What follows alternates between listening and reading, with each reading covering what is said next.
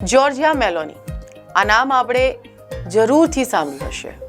આ નામ ખૂબ જ ચર્ચાસ્પદ રહ્યું હતું જ્યારે આપણા પીએમ નરેન્દ્ર મોદી ઇટલી ગયા હતા। જી હા, ઇટલીના વડાપ્રધાન જ્યોર્જિયા મેલોની ખૂબ જ ચર્ચામાં રહ્યા હતા એ સમયે, કેમ કે વડાપ્રધાને તેમને એક ચોકલેટ્સ આપી હતી, મેલોડી।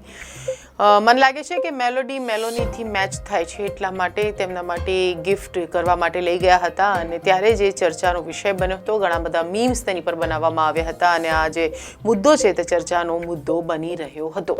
હવે ફરીથી જ્યોર્જિયા મેલોની ચર્ચામાં આવી ગયા છે, પરંતુ આ વખતે જે સબ્જેક્ટ છે, જે મુદ્દો છે તે કંઈક અલગ છે, વિષય અલગ છે। કયો છે વિષય જાણીશું, તો સ્વાગત છે આપનું। હું છું નસરીન। पीक मेल एफर्ट्स बताओ, पीक मेल एफर्ट्स।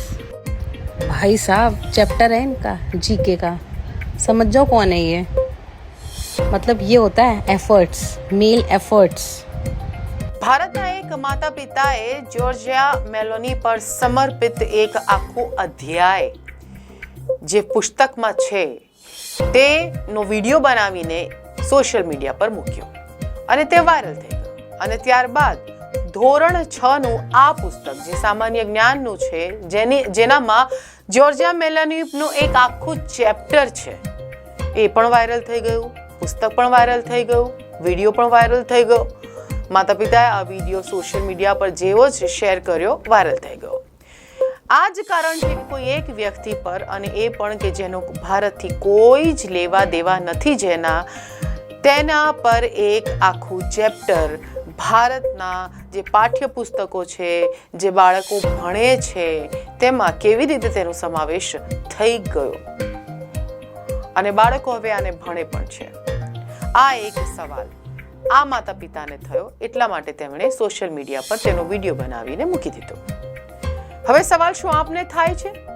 સવાલ તો ઘણા લોકોને થવો જોઈએ અને થાય છે, અને એટલા માટે જ આ જે મુદ્દો છે તે ખૂબ જ ગરમાયો છે અને ચર્ચાનો વિષય બની ગયો છે। સવાલ એમ કે કેમ જેના ભારતથી કોઈ લેવા દેવા નથી, માત્ર વડાપ્રધાન મોદી સાથેના સારા સંબંધો એટલું ઇનફ છે, બસ એટલું જ બસ છે કે ભારતના પાઠ્યપુસ્તકોમાં આખું ને આખું અધ્યાય બની જવું તે વ્યક્તિ પર? આવા જ સવાલો લોકોને થઈ રહ્યા છે।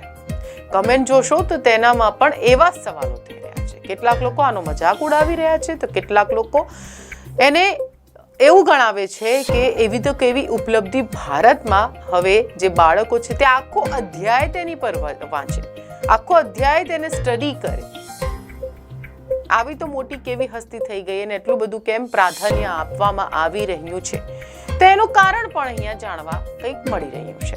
તો જેવી રીતે જાણવા મળી રહ્યું છે કે આનું કારણ શું છે? આનું કારણ છે કે ભાઈ સામાન્ય જ્ઞાન એટલે કે જનરલ નોલેજનું જે બુક છે 6ઠ્ઠા ધોરણનો, હવે કયો બોર્ડ છે, ગુજરાત બોર્ડ છે કે કયા બોર્ડનું આ બુક છે તે તો અત્યાર સુધી સ્પષ્ટ થયું નથી, એટલે અમે એના વિશે કંઈ કહી નથી શકતા। પરંતુ ધોરણ 6 અને ભારતના જ કોઈ પાઠ્યપુસ્તક, કોઈ કરિક્યુલમ કે જેમાં ધોરણ 6માં જીકેના જીકેની બુકમાં આનો એક આખો ચેપ્ટર આવેલું છે। રૂપા પબ્લિકેશનની આ બુક છે અને કારણ જેવી રીતે જાણવા મળી રહ્યું છે કે વૈશ્વિક જે નેતાઓ છે તેના વિશે બાળકો ભણે, વૈશ્વિક નેતાઓ વિશે અવગત કરાવવા માટે જ્યોર્જિયા મેલોની કે જે ઇટલીના વડાપ્રધાન છે, તેમનો આખું અધ્યાય આમાં તેનો સમાવેશ કરવામાં આવ્યો છે। વૈશ્વિક નેતાઓ અને વર્તમાન જાગૃતિ આવે બાળકોમાં, તેના કારણે, તેના મોટિવથી આ ચેપ્ટર તેમાં ઉમેરવામાં આવ્યો છે। પણ બીજા કયા કયા નેતાઓ, વૈશ્વિક નેતાઓ તો ઘણા બધા છે, હવે બીજા કયા કયા નેતાઓનો સમાવેશ આમાં કરવામાં આવ્યો છે તે હજી સુધી સ્પષ્ટ નથી થયું, કેમ કે બાળકો જો વૈશ્વિક નેતાઓ વિશે જ ભણે તો માત્ર મેલોની વિશે જ કેમ ભણે? અન્ય નેતાઓ ઘણા બધા છે અન્ય દેશોના, તેમના વિશે પણ તેમને અવગત કરાવવા અને તેમના વિશે પણ જાગૃતિ બાળકોમાં આવે તેવું પણ હોવું જોઈએ। હવે કયા કયા ચેપ્ટર્સ બીજા બધા નેતાઓના છે એ પણ હજુ સુધી સ્પષ્ટ નથી થયું। આ તો એક પેરેન્ટ્સ, એક માતા પિતાએ સોશિયલ મીડિયા પર આનો વિડીયો બનાવ્યો અને પોસ્ટ કર્યો અને આ મુદ્દો ગરમાઈ ગયો, જ્યોર્જિયા મેલોનીનો મુદ્દો। એમ પણ ભારતમાં જ્યોર્જિયા મેલોની વારે વાર ચર્ચામાં આવતા જ રહેતા હોય છે। અને હવે તો તેમનું આ એક આખું ચેપ્ટર કયા કરિક્યુલમનો છે, ગુજરાત બોર્ડનો છે, CBSEનો છે, એ હજુ સુધી સ્પષ્ટ નથી થયું, કેમ કે માતા પિતા એનું સ્પષ્ટ નથી કર્યું. પરંતુ જો તમારા બાળકો ધોરણ 6માં ભણતા હોય તો તેમનું સામાન્ય જ્ઞાનનું જે પુસ્તક છે તે ચકાસશો અને તેમાં જોર્જિયા મેલોનીનું ચેપ્ટર છે કે નહીં તે પણ અમને જણાવશો.